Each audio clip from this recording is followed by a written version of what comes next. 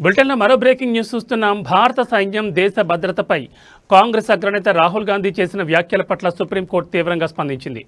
మీరు నిజమైన భారతీయులైతే ఎలాంటి వ్యాఖ్యలు చేయరంటూ ధర్మాసనం ఘాటుగా వ్యాఖ్యానించింది.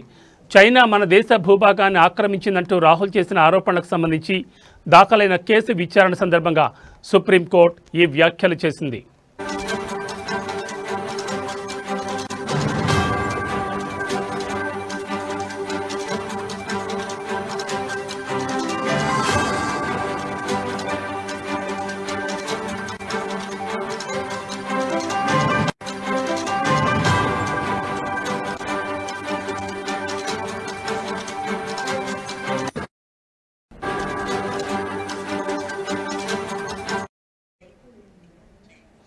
జస్టిస్ దీపాంకర్ దత్తా, జస్టిస్ అగస్టిన్ జార్జ్ మసిహాల్తో కూడిన ధర్మాసనం ఈ కేసును విచారించింది.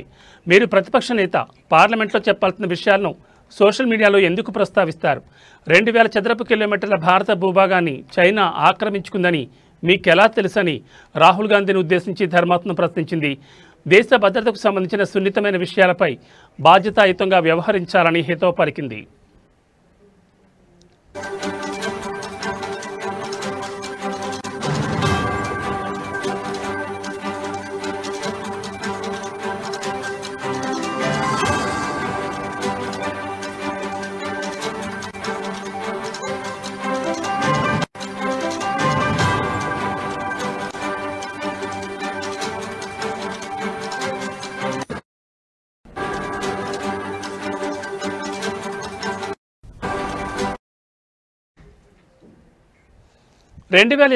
డిసెంబర్లో భారత జోడో యాత్ర సందర్భంగా రాహుల్ గాంధీ మాట్లాడుతూ గల్వాన్ ఘర్షణల తర్వాత చైనా సుమారు 2000 చదరపు కిలోమీటర్ల భారత భూభాగాన్ని ఆక్రమించిందని ఆరోపించారు.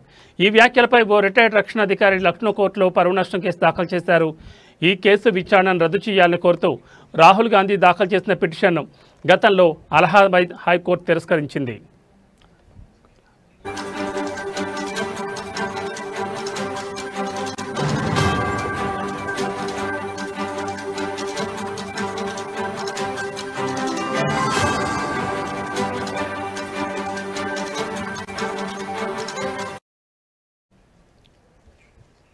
దీంతో ఆయన సుప్రీంకోర్టును ఆశ్రయించారు.